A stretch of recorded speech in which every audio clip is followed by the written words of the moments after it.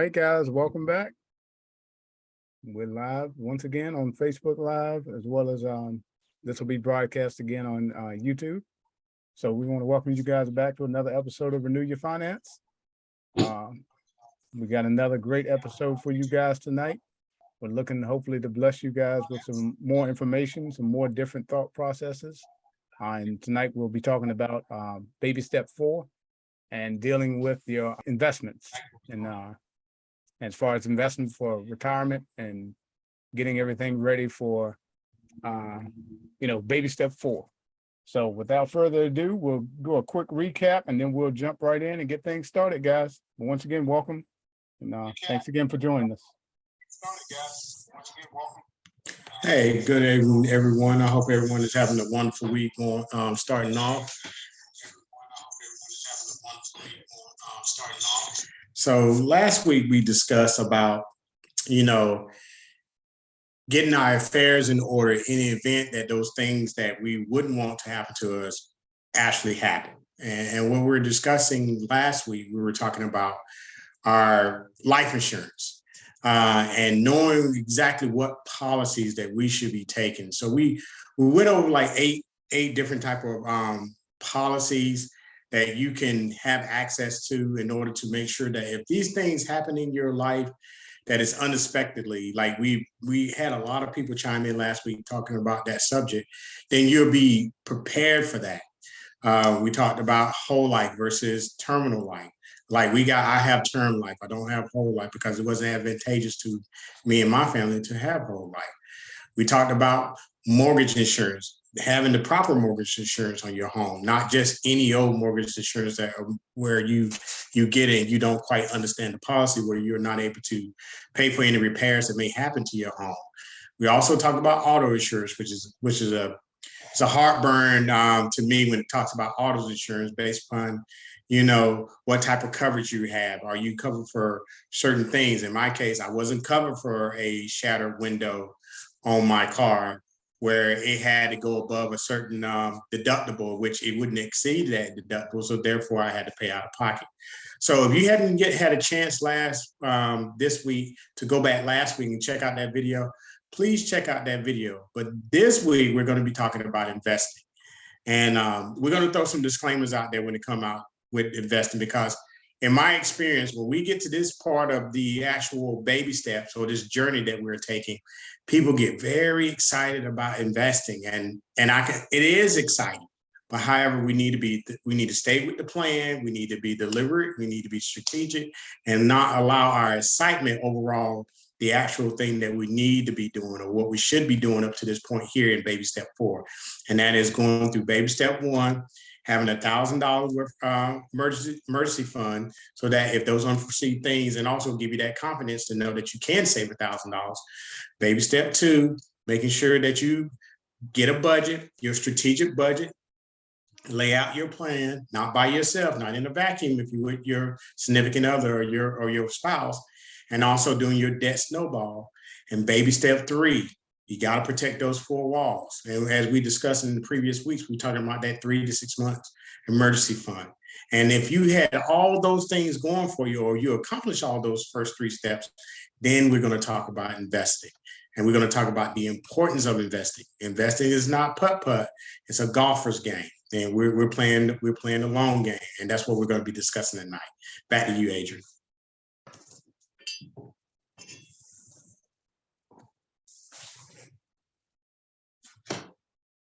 All right, guys. So with that being said, guys, we're going to go ahead and get things kicked off here. One of the big things about when you get through baby step 2 and 3, and you save that emergency fund, is now you're moving into the category of where you want to start putting money aside towards your investments, and putting money aside for retirement. So that way, you're not spending your later years worrying about mortgages, you're worrying about paying off debt, and going down that route. So one of the things Dave talks about in baby step 4 is putting 15% of your household income into retirement. So that means whatever you're bringing in, your gross income, you'll want to allocate 15% of that income to go towards your retirement for the future. A lot of people me being one of them, I'll speak from my experience.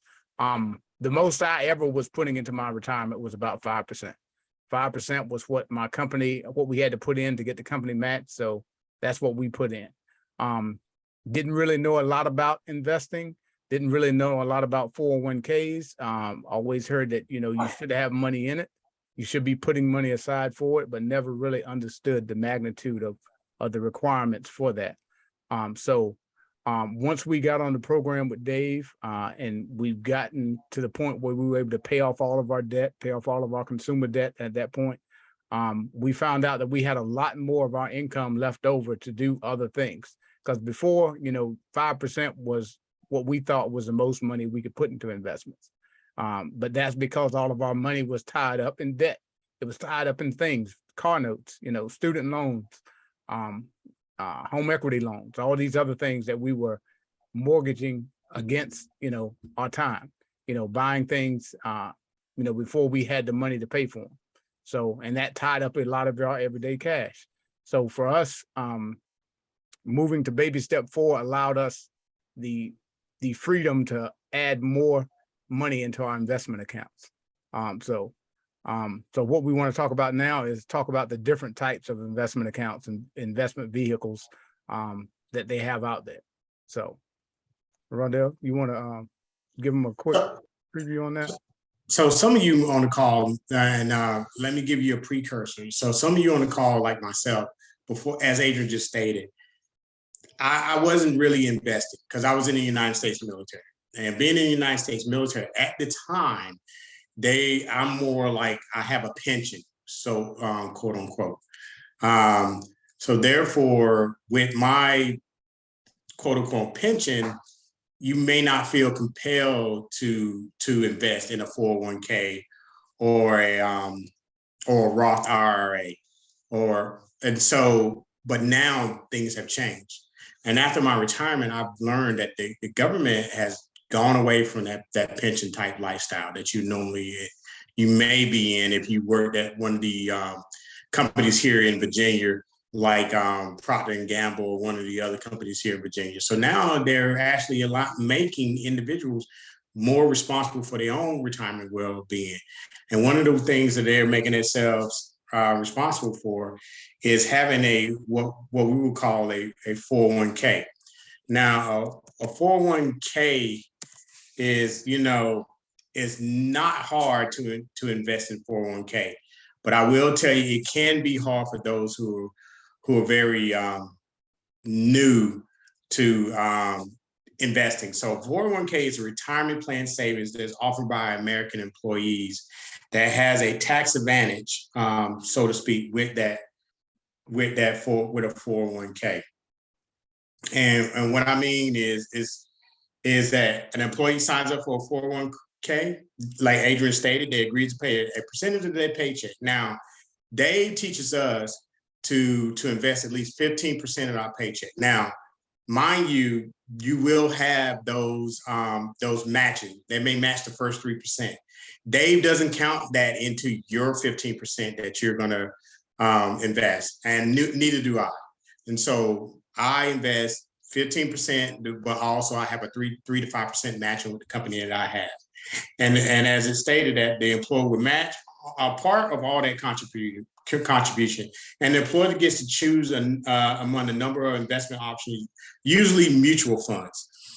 So my employer used what is called Insperity to invest the money, my 15%, into those mutual funds, ETFs, and we'll discuss about what's the difference between a mutual fund and ETF later into this call. And that 4-way plan is a company-sponsored retirement account which employees can contribute incomes while the employees match that contribution. And then again, there's 2 different basic types. There's a traditional, where most of us are in there, where the employer contributes to a pre-tax, meaning they reduce your taxable income, but withdrawals are taxed. And then you have the Roth one, which is different how they get taxed. So my wife and I have a traditional, and I also have a Roth. And the employee contributions to a Roth are made after tax income where there's no tax deduction in the contribution year, and therefore the withdrawals are tax-free. And what we mean by those withdrawals, that's withdrawals that are tax-free on those gains when you're ready to take out that money and to utilize that money for your retirement purposes. So those are the two that you're going to commonly come in contact with when you're talking about investing. That is your traditional 401k, and then that's your Roth 401k. Over to you, Adrian. Okay. Yeah. So for me, the decision between the traditional 401k and the Roth 401k for us came down to whether we wanted to take whether we wanted to pay our taxes up front, and then any growth that we had in our investment account, we're not going to be taxed on that. So DeShonda and myself chose to do the Roth option for our 401ks. So that means that, like Rondell said, any money that we put into the account is already taxed. The government's already got their taxes off of it. So, and what that means to you is, if you were to, over your investment lifetime of contributing to your Roth 401k, if you were to put $20,000 into that Roth 401k, you pay the taxes on that $20,000. But over the next 15, 20, 30 years, 40 years, as that $20,000 grew, so say that money grew from $20,000 to $150,000. That means you've already paid the taxes on that money. So that growth on the other $130,000, you don't have to pay taxes on. So I didn't really know the differences between Roth and traditional 401ks. Nobody had really explained that to me. So as we started going down this financial road, we started learning a lot more of the benefits of the different types of options. So and everybody's situation is different. The Roth 401k will probably be more advantageous for anybody that is younger in age. I started when I was in my 40s, so because we're looking, at what we're gonna grow and how much we're gonna contribute to this over the next 20 years, 20 plus years, 25 years. So so it all depends. That's something that you would need to sit down with a financial advisor, weigh your options about where you are financially, what you're, where you want to be at. If you think you'll be making more money in retirement than you will be making currently, then it may be more advantageous for you to do the Roth version. But if you think now you're making more money now than you will be making in retirement, that may constitute you, doing the traditional 401k, which means that, you get the tax break now. So any money that you put into your 401k will be taken off of your taxable income for the year that you put it in your 401k. So that's just one of the avenues that you have for contributing to your 401ks, and then the limits on that. And I think the limit for this year, because they just raised the limit for your 401ks this year, is what, 20,500 for this year? Yes. Is that right? Okay. Yeah. So it's 20,500 for your 401ks this year. Yeah. And they tend to seem that over the last couple of years, they've gone up $1,000 about every year, and that's including the other IRAs, which is the other vehicle that we use in order to do some investing. So let's say that you've already accomplished all the things that you needed. Baby step 1, you knocked it out of the park. Baby step 2, you're tracking. You got your strategic thing going on. Baby step 3, you got your 4 walls going on. Maybe you went above and beyond the 3 to 6 months, and now you're in baby step 4. And now all of a sudden, as Adrian stated before, all right, man, I got so much money, I don't know what to do with it because I don't have no debt coming in. Yeah. And so, you know what? I'm going to do that matching that the company offers. I'm going to max out my my traditional 401k or my Roth 401k. And then you realize that by, let's just say, 8 months into the tax season, you already maxed it out. What do you do now with the rest of that money? Because if it sits there in idle hands, now, if it sits in my hands, I know exactly what I'm going to do with it. I'm probably going to do something that is not up to no good. That's not going to be beneficial for me later. So when my wife and we got to that point where we realized, like, look, we were just going gangbusters in here because, I mean, we don't have a lot of expenses, and we were realizing that we were coming up like, okay, babe, we can't contribute no more to our traditional or our Roth 401ks. What we do now? Well, we sought a financial advisor, as Adrian stated earlier, and we open up a Roth IRA. And a Roth IRA is another vehicle that you can use for retirement. However, you don't get the chance to contribute as much as you can in a 401k in a Roth IRA. They cap you in that. They cap you. They use some of the same vehicles that we just discussed for your investing, whether it be ETFs or mutual funds or a mixture of both, that's what's in our Roth IRAs. But that cap is 6,000. And what we mean by that is that you're capped at 6,000 every tax year in order to contribute to that Roth IRA. But it's a great vehicle when you find yourself in a situation where you've already maxed out your 401ks and you still have that gazelle intensity that as Dave talked about, and you want to I need to invest more. Now you're going above and beyond the 15% because now you're putting an extra $6,000 a year into another investment vehicle, or you could probably just, you can scale it. Let's just say, based upon that 15%, you're going to put X amount of dollars in your traditional, and then you're going to put X amount of dollars in your Roth IRA. That's not how my household do it, but how your household do it, that's dependent on you and your household. But nonetheless, now you don't find another vehicle, another legal vehicle at that, to invest for your retirement, for your future. So a Roth IRA has done well for us because just like the company offers us, the company is only going to offer us a package based upon who they went with, whether it be Empower, Mass Mutual, whether it be Fidelity, Charles Schwab, or whatever. The company has a company package. These are the things that you can invest in the company. That's it. Where your Roth IRA, the world is my oyster, so to speak. There's more things on the menu that I actually can see or invest in. That's why it's very beneficial for you to get in a financial advisor, an investment advisor, when you start looking at all those things that is on the menu, but you don't know absolutely what you want to invest in. Adrian? Yep. So, and that's good information because now that we're getting into different financial realms, Rondell made a good point. We were talking earlier today. You hire a mechanic or somebody that knows how to work on your car to work on your car. You don't do your own dental work. You go to a doctor because they specialize in certain areas. So same thing with your financial advisor, with your CPA for your taxes.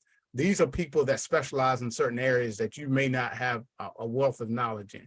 You may have some knowledge in them, but you may not have enough knowledge that will benefit you to the extent that you need for it to benefit you.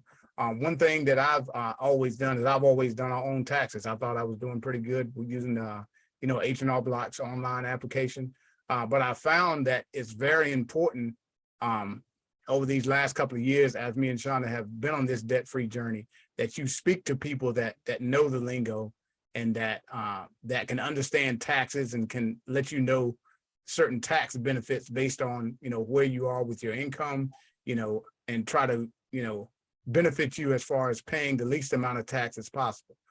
As far as contributing to the Roth. Do I do the Roth version? Do I do the traditional IRAs? With the traditional IRAs, like Rondell said, you can do the Roth or you can do the traditional.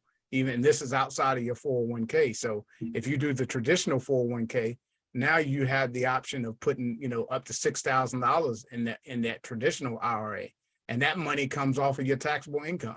Now, one caveat to the IRA that we want to make sure people are aware of, and is that the traditional IRA, as far as the Roth version, has income limits. So if you're a single individual and you earn more than your adjusted gross income is more than $144,000, you're disqualified from doing a Roth IRA. If you're a married couple and your household income, your maximum that you can contribute, your maximum income for a married couple is $214,000. So if you're a married couple and and your adjustable gross income is more than $214,000, then you can't put money into a traditional a Roth IRA. Now there are other ways of doing it, which we'll leave. It's called a backdoor Roth, but we won't get into all the details of that. But you need to have a financial advisor to explain those things to you, because they can get quite complicated depending upon what your current situation is. Because there's a lot of things that we it'll take a whole episode for us to explain it to you. And like Rondell said before, we're not financial advisors. We're just providing you with information and trying to give you a general idea of these different investment options that nobody really taught us about. Nobody really taught us about how to invest, which is why most of the time we put the least amount we can in our 401ks at work, because we don't understand. All we know is that's money that we can use to do something else with. And most of the time, there's something else that we use it for.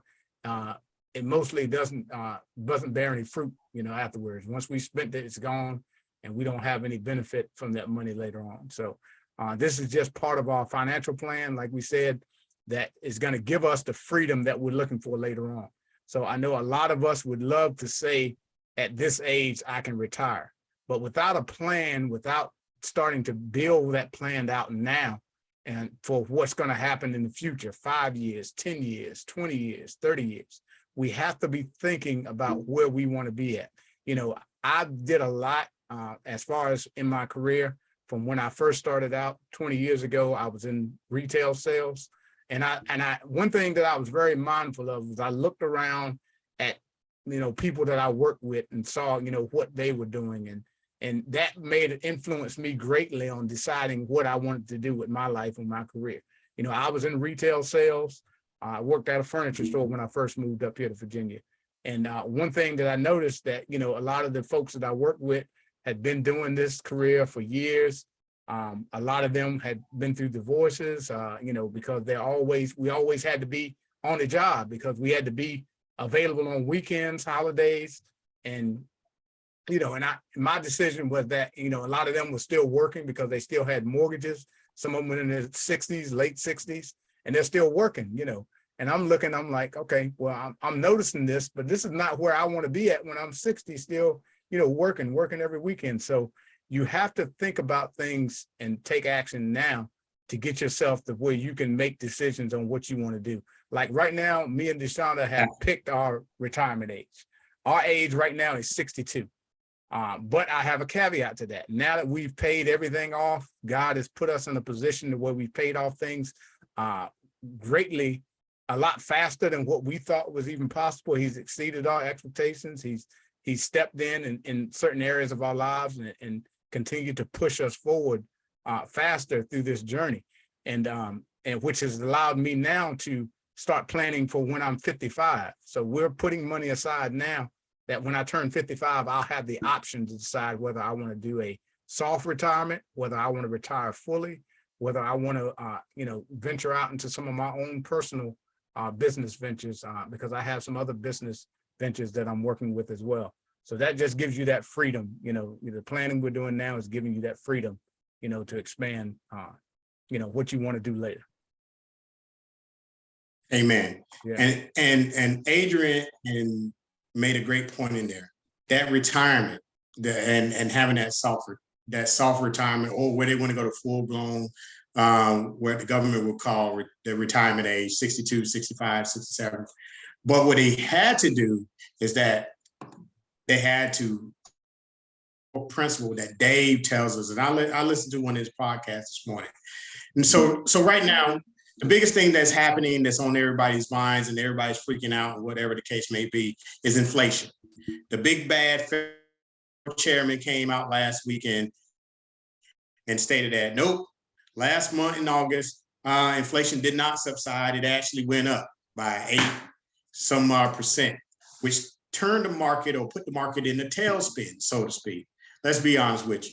Yeah. The market was green a couple of days ago, maybe even a week ago. Right now, that thing needs a tourniquet because it's bleeding profusely. And we'll talk about the colors between green and red here shortly. But what Dave has taught us through his lessons, and don't get on the call tonight. Not only Dave, but during all our readings and all our listening, and what do you do? How do you get to a point where you're able to retire? But they all come back to one thing. Keep a long-term perspective when investing consistently. And what we mean by that is that the market is, doesn't look so great. Everybody loves the market when it's green.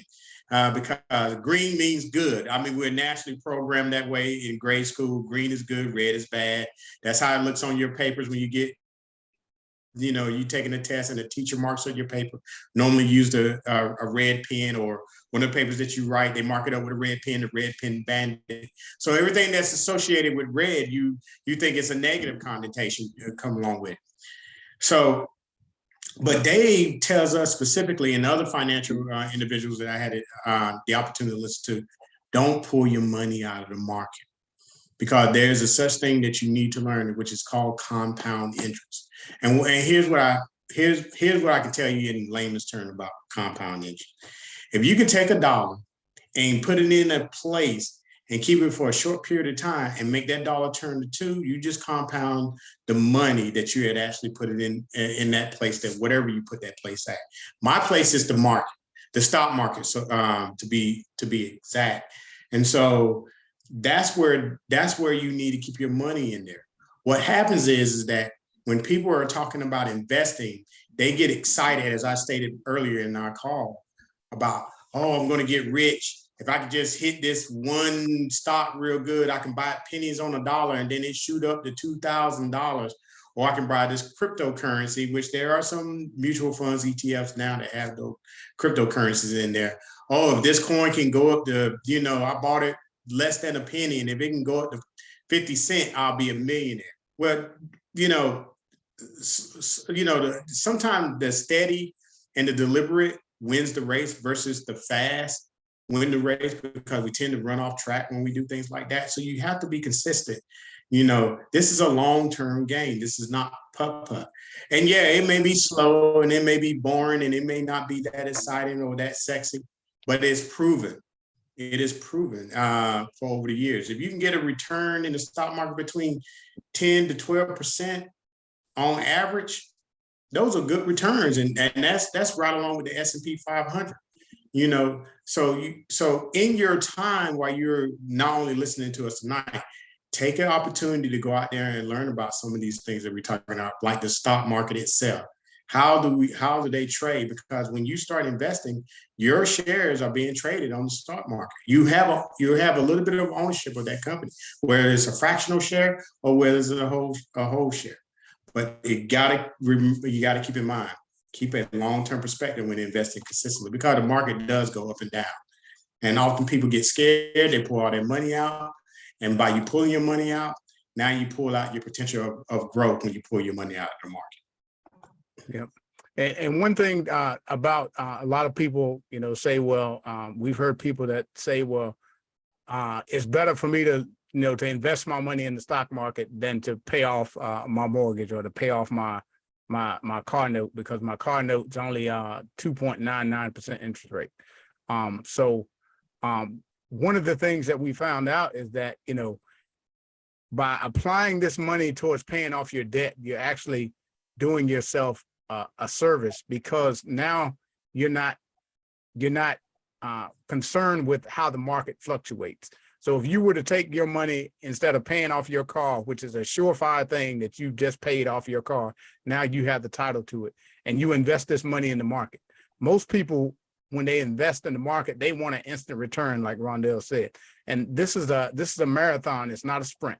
So when you invest your money in the market, you're looking, to have your money in the market for, 5, 10, 15, 20 years. So that's the reason why, trying to invest in money with money that you have, and when you have debt, is detrimental, especially to your psychologically, because now you're looking at, now you're thinking about that money and what you could have done with it.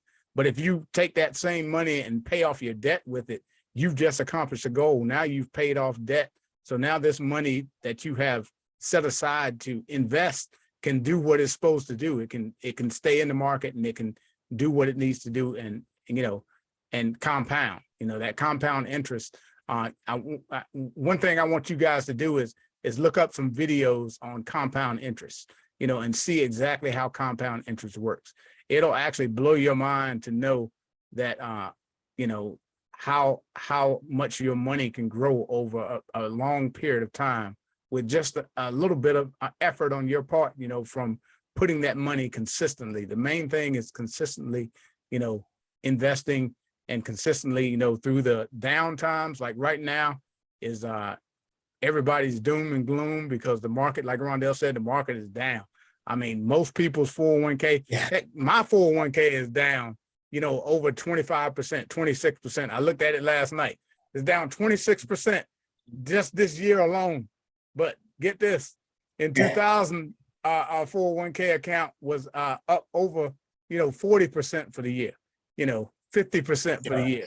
So, that S&P 500 last year was up over 26%, and that's just 1 year.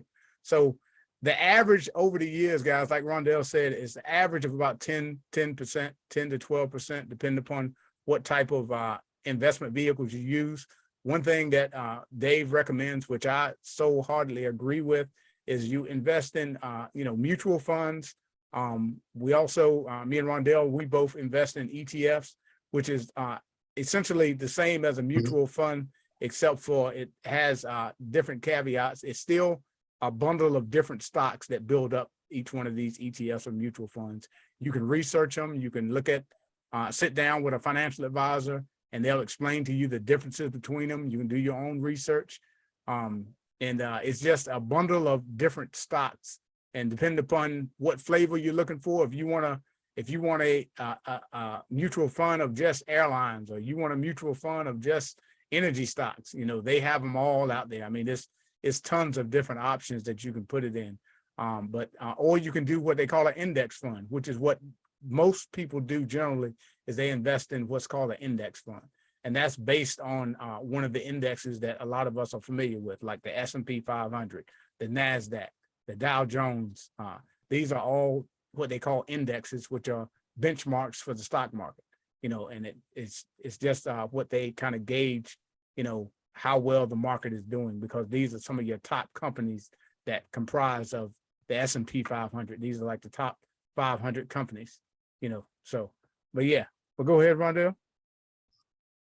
So we're talking about this investing, and obviously, you and Shauna didn't get where you were at with just, winging it. Right. How would I, if I'm a new investor and I already went through my 1 through 3, I'm done.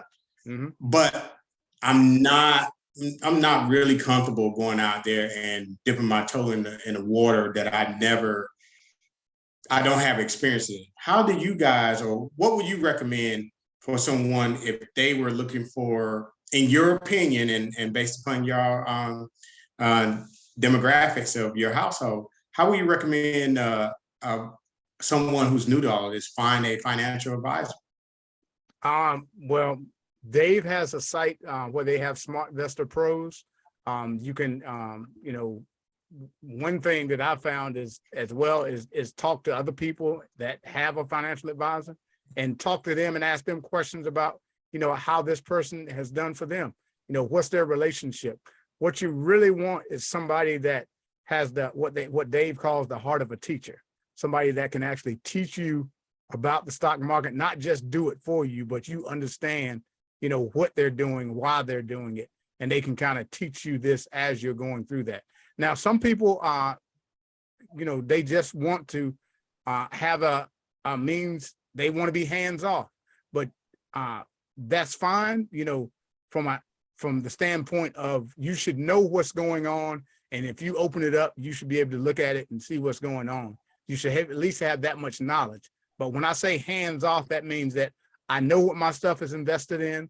I've talked to my financial advisor. I understand what's going on, but I have a set amount that I'm putting in every month. And I know, and that's the hands-off approach that I'm talking about, that you have a set amount that you have automatically going in. So say it's $500 a month going into these investments, and it automatically goes to where you've allocated with your financial advisor that you want your money to be invested. And it all comes out to be, what is your horizon? What is your end game? Where do you want to be at? This is what your financial advisors will help you with. And Rondell has I don't have one yet. I'm still in the process of looking for one because my goal is to have a team. I want to have a CPA, and I want to have a financial advisor that can kind of help guide me with some of the tax things, I have a couple of businesses that I'm looking to start up. So I want to get all the information that I can to make sure that I understand what I'm doing and make sure that we're doing things properly from a tax standpoint and, you know, from our investment standpoint. So I'm going to enlist the help of somebody that does this for a living. So like I said before, you don't do your own dental work. You go to a dentist because that's what they do. So same thing with these folks here from the financial standpoint. Excuse me. Mm-hmm. Go ahead, Rondell. Yeah. So as Adrian stated, my wife and I do have a financial advisor, and it's not that I could not do it to myself, but it does take focus to do that. Yeah. And I work a 9 to 5, you know, so to speak. And so looking at it and seeing how the portfolio is performing can be very enduring. And then not only looking at it and seeing how it's performing, knowing when to rebalance, because you can't continue to have a and this is exciting to me when I start talking about, you know, rebalancing and looking at the, you know, the different cycles of where the market is going. Like in the summertime, it may be renewables where you're talking about your energy stocks or things of that nature. And I may be heavily invested in some of those stocks. And then somehow the cycle changed. And it could be your retail because we're coming into the holiday where you got your Amazon, your Walmart, your Targets, you know, some of your e-commerce stocks that you got going there. I just don't have time to do all of that. And at one point in time, you know, shout out to COVID, which they had us at home for 2 years almost.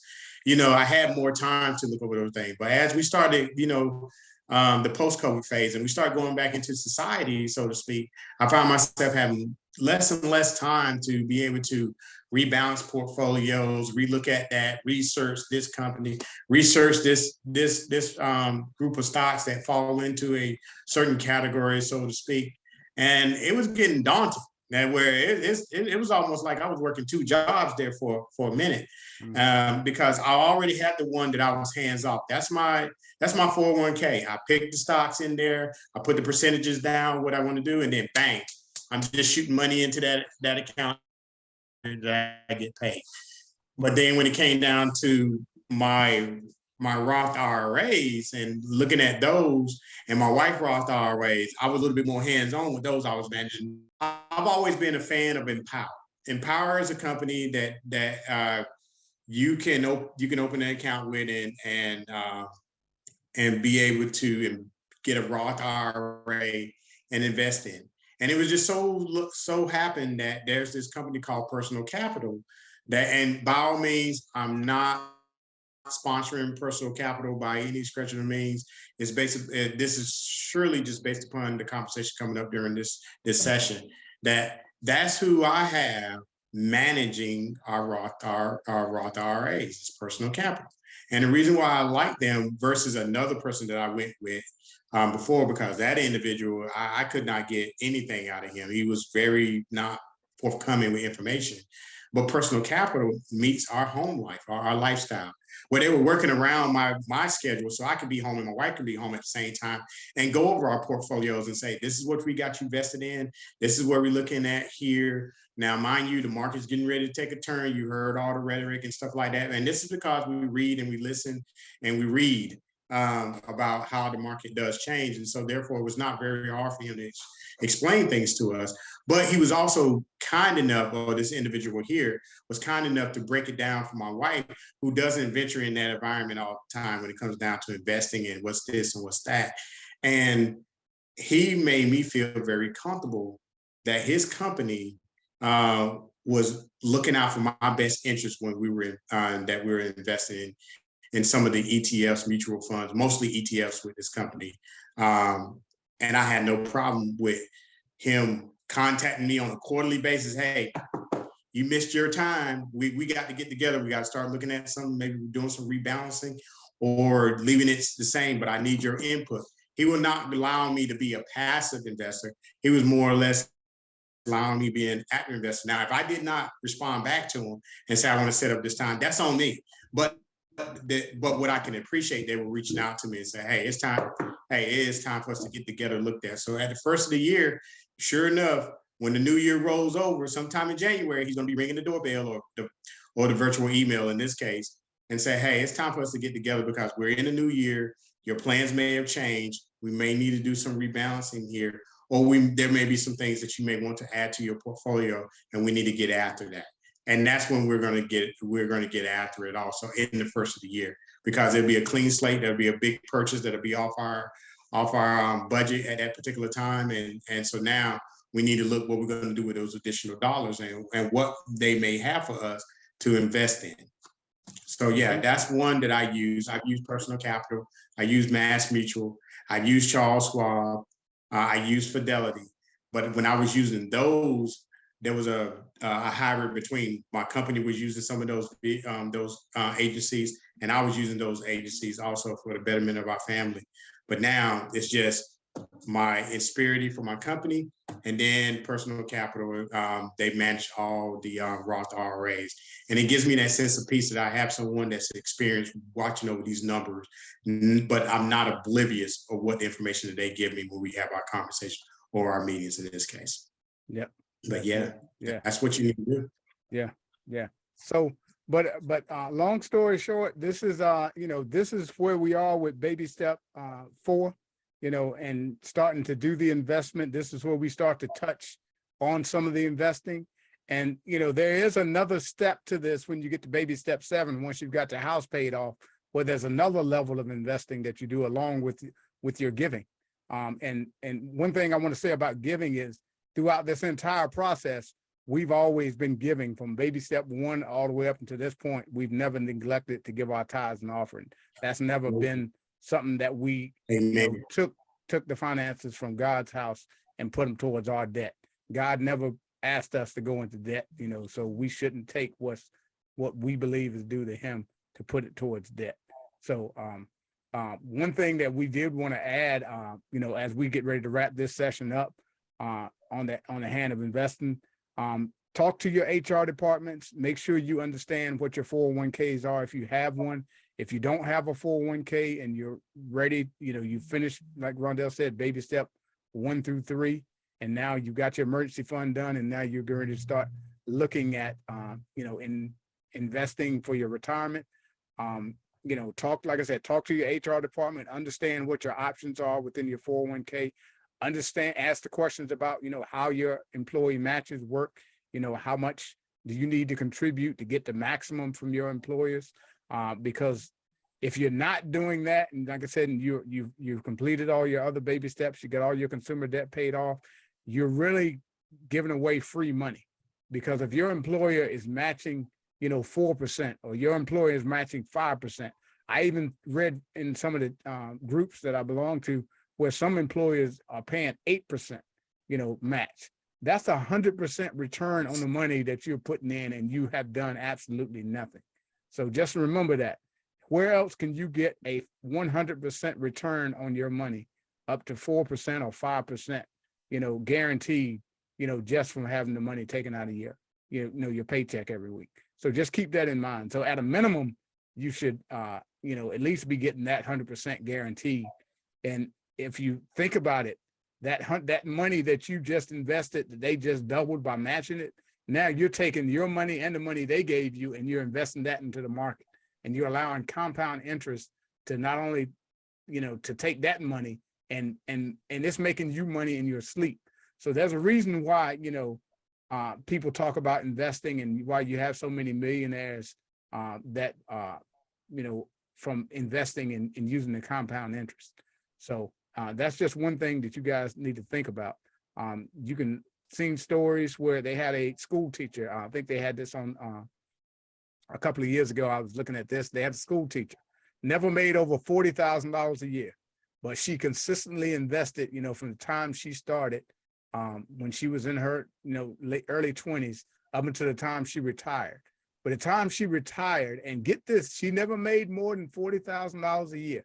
That was the maximum that she made. When she retired, she had accumulated over $9 million in her in 401k and investment accounts, just from contributing to her 401k. So that just goes to show you, you don't have to have some huge, 6-figure income to be to retire a millionaire. This compound interest is a serious thing. I think if you guys take a look at it, you'll find that, and understand how compound interest works, I think you'll really be excited about, where this thing is going. So I see we got a comment in here, Carlette. Let's see, reading some.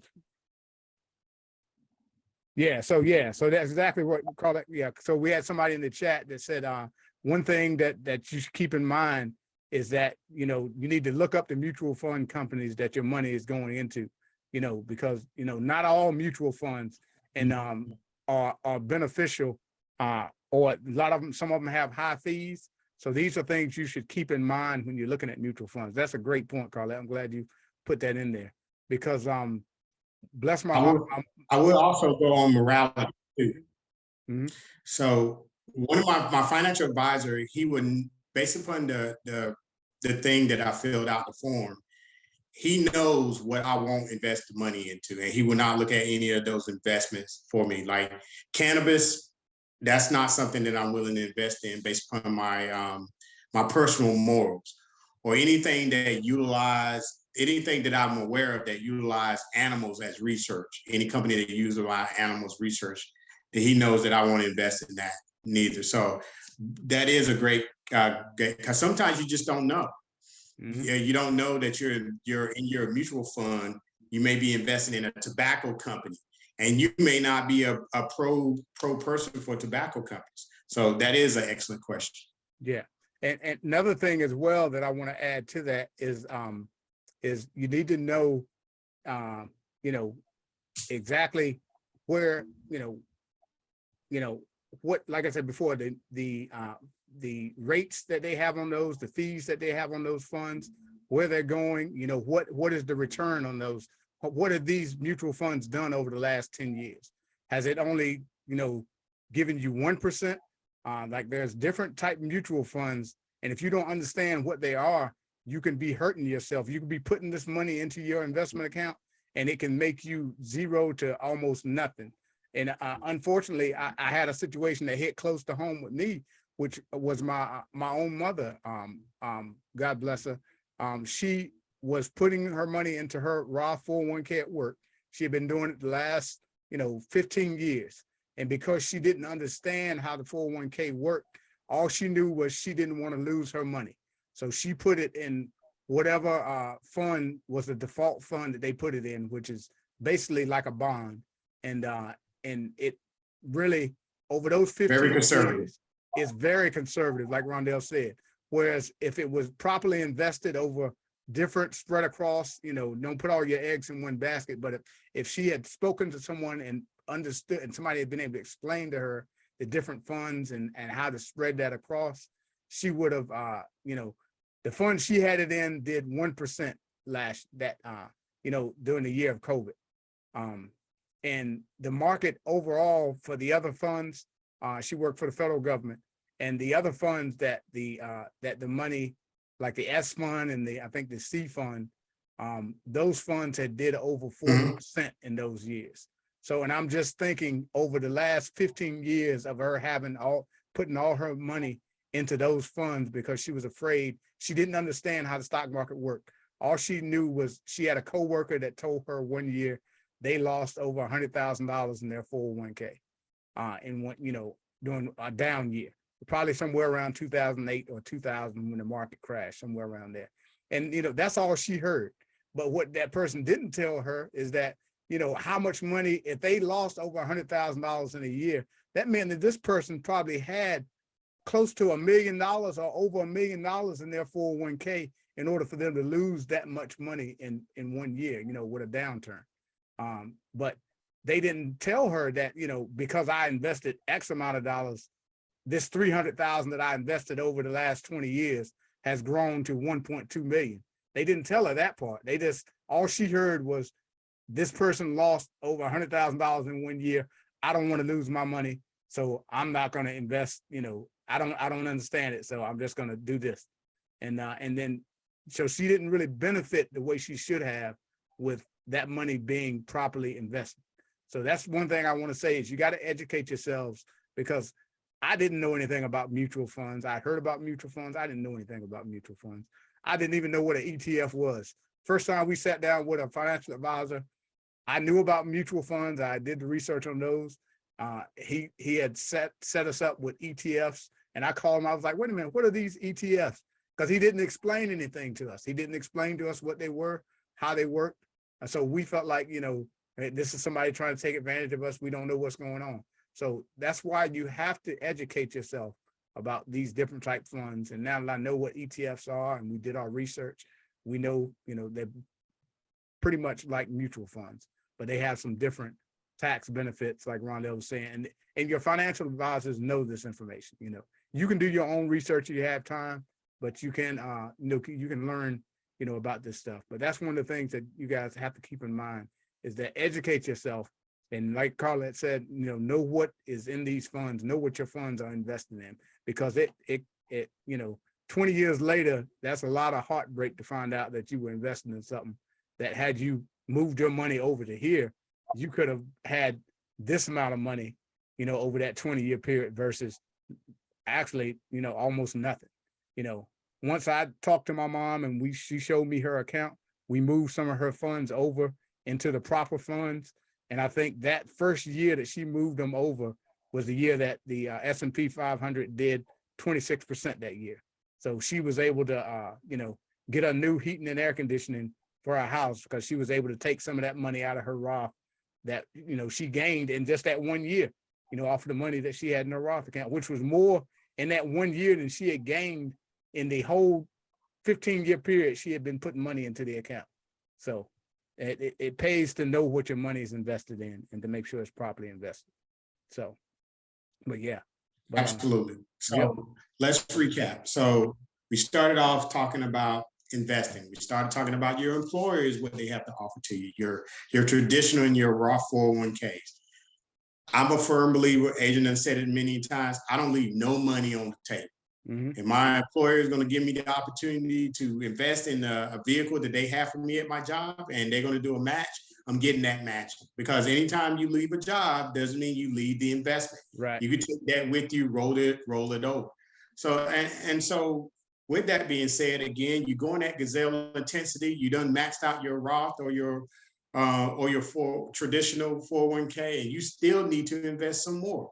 Then you have your Roth IRAs, you know, maximum dollar amount on that, $6,000 per year. It has some great tax benefits. You need to look in it. And it's more of what you can control and what you're investing in. Keeping in mind that investment is not a short-term gain. It's a long-term marathon run. And you will hit those years where the market is volatile. The market is always volatile. There's going to be some periods where the market, like Adrian said for his mom, and I think it was 2020 or 2021, where the market was very on the uptrend, green. And everybody was, you know, shooting sparklers, drinking, popping bottles, the whole nine. Right now, we're in more of a bear market. When you go to YouTube University and find out what bear market and bull market means, it'll give you somewhat of an idea how the market performs based upon those two terminologies there. We're in a bear market where things are cheap. I kind of like them cheap. It's like a holiday to me. So, because I buy stocks cheap, because we're talking about compound interest. If I buy that stock cheap and it has the potential, because we looked at it over a 10-year period, that's what you like to do when you're doing them mutual funds and them ETFs. Look at how long they've been out there. Look how long they performed over a 3 to 5 to 10-year period. Because when you buy them cheap and, you know, over a 10-year period, they average it out to 10 to 12%. I can live with that. That's a good return on my investment, especially if my investment is minimal and I have a maximum gain to get out of that investment. Yeah. And then last but not least, find a financial advisor, not just anyone. Do your research. Find someone that you can trust. Find someone that's willing to explain this to you. Find someone that will respect the money that you're investing in their institution, whatever that may be. Personal capital, that's what I use. Empower, that's where some of my friends have used. Mass Mutual, Charles Schwab, Fidelity, or TD Ameritrade. But find that financial advisor, because remember what Adrian said in the beginning. You don't go out there and start turning wrenches on your car when you hear ticking and knocking and tear the motor apart and say, hey, I think I found what it is. You may have found it, but now put it back together. That can be the same thing with your retirement portfolio. You Right. go in there and start pulling this apart and thinking that you know what you're doing. You know, I'm gonna take a little bit of technology. I'm gonna take a little bit of renewable energy. I'm gonna take a little bit of retail. I'm gonna take a little bit of consumers, and bam, 1 to 20 activate. I got a portfolio of stocks that's not doing nothing. Right. So you need to make sure that you get that individual that knows how to bring those things together in a harmony, so that way you can get that maximum return. But don't miss out on being educated on what they invest in, because when they're talking that talk, you want to make sure you're following along and you're not left in their taillights because you didn't take the time to enlighten yourself on what's going on. Right. But I hope everyone had a great evening tonight. I thoroughly enjoyed this subject. It's one of the subjects that's near dear to my heart. It's almost a little bit of an obsession, but I don't take it that far. Yeah. But I hope you enjoyed us, and everything that was spoken here tonight will be beneficial to you and yours. Adrian? Yep. All right, no problem. One thing I want to add is Carlette brought up another good point, which I was thinking about this as well. When you're getting a company match, certain companies have a period of time that you have to be with the company before you're vested. Make sure that the money that the match that they've given you is vested, because if you leave the company before that time, you can't take that money with you. You can take the money that you put in, but the money they put in, they have maybe a year. Some companies have 2 years, 3 years. I even talked to somebody that said their company said you have to be with them 5 years before you're vested. So, which I think is a long time that you got to be with somebody before you're vested. But that's something that you need to find out, before you start investing in, their plan. Because if you're not investing to get their match, you may have other options that are better outside of your 401k that gives you better options, better mutual funds or investment vehicles that have lower fees. So that's another thing you guys have to keep in mind is the fees that's associated with these mutual funds. I mean, we've got some index funds that's like 0.05%. And then we've also got some mutual funds that charge you 1.5%, or 1.7%, annually on just to own those mutual funds. And that stuff can add up over a period of time. So these are all things you need to keep in mind. Well, with that said, guys, we thank you guys for joining us. And I'm going to give a little teaser, for next week's topic. We're going to get into, I don't know if Rohan is on tonight, but we're going to throw a little Rohan bomb out there. That's a little saying we have in our men's group.